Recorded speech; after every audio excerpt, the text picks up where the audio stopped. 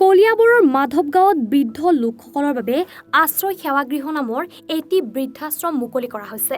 গুৱাহাটীৰ পিছত দ্বিতীয়টো এনে গৃহ বৃদ্ধ লোকসকলৰ বাবে আগবঢ়াইছে সমাজ সেৱিকা ববিতা ৰাও নামৰ মহিলাগৰাকীয়ে।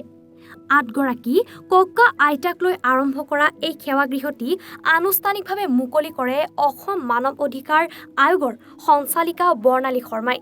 অনুষ্ঠানটিত জনপ্ৰিয় অভিনেতা বৈকুণ্ঠ প্ৰিন্স, বেহাৰবাৰী আউটপোষ্ট ধাৰাবাহিকৰ ৰাকেশ খ্যাত ৰিণ্টু বৰা, সদ অসম সাংবাদিক সংস্থাৰ সাংগঠনিক সম্পাদক নিত্যানন্দ বৰা, জ্যেষ্ঠ সাংবাদিক নৃপেন চন্দ্ৰ কেওট, বিশিষ্ট ব্যক্তি দীপক মেনা আদিয়ে বিশেষ অতিথি হিচাপে উপস্থিত থাকে।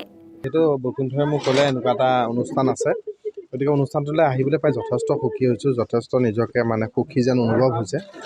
কাৰণ এনেকুৱা অনুষ্ঠান আচলতে হ'ব লাগে, এনেকুৱা অনুষ্ঠান মানুহে মানুহৰ বাবে ভাবিব লাগে। মই এই অনুষ্ঠানৰ স্বত্বাধিকাৰী আমাৰ ৰাও বাইদেউক মই ধন্যবাদ দিছোঁ। বাইদেউক বাইদেৱে যে ইমান মহান পদক্ষেপ এটা লৈছে, মানুহৰ কাৰণে কাম কৰিছে। আমাৰ প্ৰফেশ্যনবোৰ চবৰে বেলেগ বেলেগ, আমি হয়তো যিখিনি কৰিব পৰা নাই বাইদেউ কৰিবলৈ আগবাঢ়িছে। গতিকে আমি বাইদেউক অনুপ্ৰেৰণা সদায় যোগাব লাগে, বাইদেউ যাতে এই দিশটোত আগুৱাই যায়। আজি তেওঁ গুৱাহাটীতো এখন আশ্ৰয় সেৱা অনুষ্ঠান আছে, ইয়াতো এখন কলিয়াবৰতো হৈছে, এতিয়া দুটাকৈ অনুষ্ঠান হৈছে। আৰু তেওঁ এনেকৈয়ে মানুহক সহায় কৰি যাওক, ভগৱানে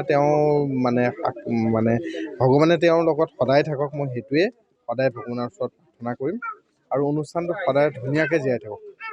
গতিকে আজি আপোনালোকৰ দ্বাৰা মই আশ্ৰয় সেৱা কেন্দ্ৰৰ বিষয়ে এইটোৱে ক'ম যে আশ্ৰয় সেৱা কেন্দ্ৰ এটা আশ্ৰয় গৃহ, য'ত নেকি পদপথৰ মানুহৰ পৰা ধৰি যিবিলাক পৰিয়ালৰ পৰা বঞ্চিত হয়, সেই ককা আইতাসকলৰ কাৰণে আমি তেওঁলোকৰ কাৰণে এটা আশ্ৰয়স্থল আৰম্ভ কৰি তেওঁলোকক অকণমান মৰম চেনেহ আনন্দ ফূৰ্তিৰ মাজেৰে অকণমান জীৱনৰ বিয়লি বেলাত সকাহ দিব বিচাৰোঁ। গতিকে তাৰ কাৰণে আচলতে আশ্ৰয় সেৱা কেন্দ্ৰ বা আশ্ৰয় সেৱা গৃহটো আৰম্ভ কৰিছিলোঁ।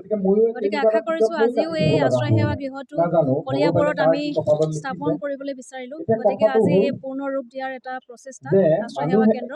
গতিকে মই ভাবিছোঁ যে আশ্ৰয় সেৱা কেন্দ্ৰত যাতে আৰু দুজন মানুহে আহি তেওঁলোকৰ মূৰৰ ওপৰৰ ছালখন মই দি পেলাই যাতে তেওঁলোকক আনন্দ ফূৰ্তিৰ মাজেৰে ৰাখিব পাৰোঁ। কলিয়াবৰৰ পৰা নেকিবুৰ ৰহমানৰ প্ৰতিবেদন, এনি ভাৰত 24।